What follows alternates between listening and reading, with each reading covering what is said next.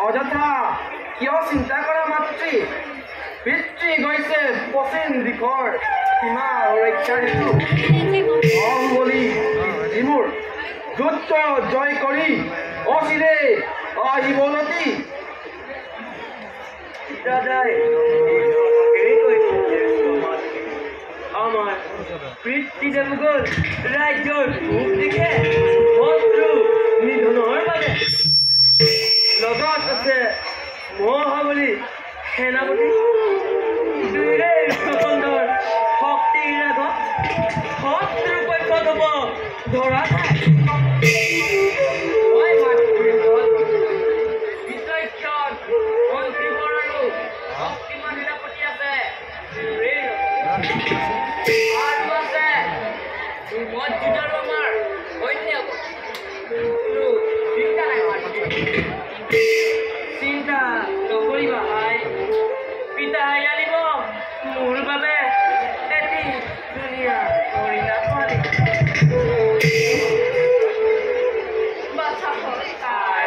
তোমালোকৰ আস্থাখন শান্ত চিন্তিত কৰা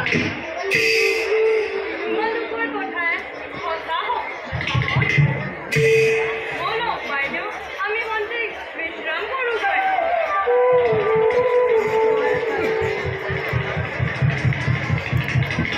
জয় যুবৰাজী জয় যুবৰাজী জয় সেনাপতি জয় জয় জয় প্ৰহৰী বাহিৰত হেৰা কিহৰ কোলাহল নে দিয়ে নৰধনী মেদিনী কপাই জয় হওক যুদ্ধ জয় কৰি যুৱৰাজ পুত্ৰ পৰা আহিছে তাৰে জয়ধ্বনি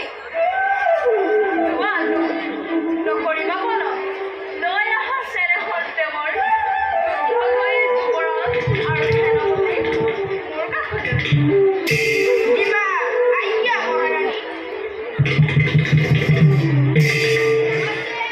মহাৰাণী মোৰ বুজিলো লোৱা তোমাৰ এই সেৱাহে মহাৰাণী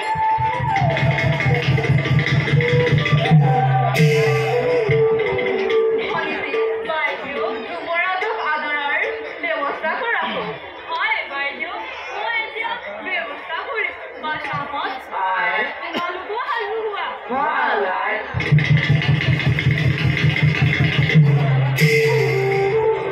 সমস্তৰে কৰা হবে জয়ধ্বনি আহিছে আহিছে কনিষ্ঠ পিতৃ শত্ৰু নাশ কৰি জয় যুৱৰাজৰ জয় জয়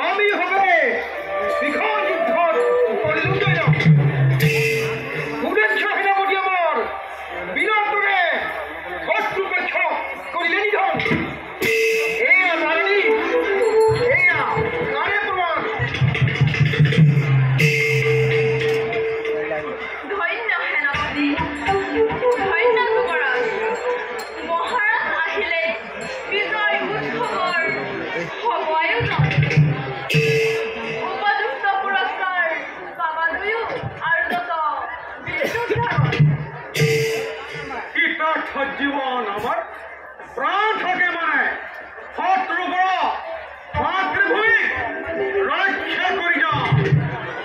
এই মোৰ জীৱনৰ প্ৰাণ। সাহিত্য সেনাপতি প্ৰশংসা কৰিছোঁ তোমাক।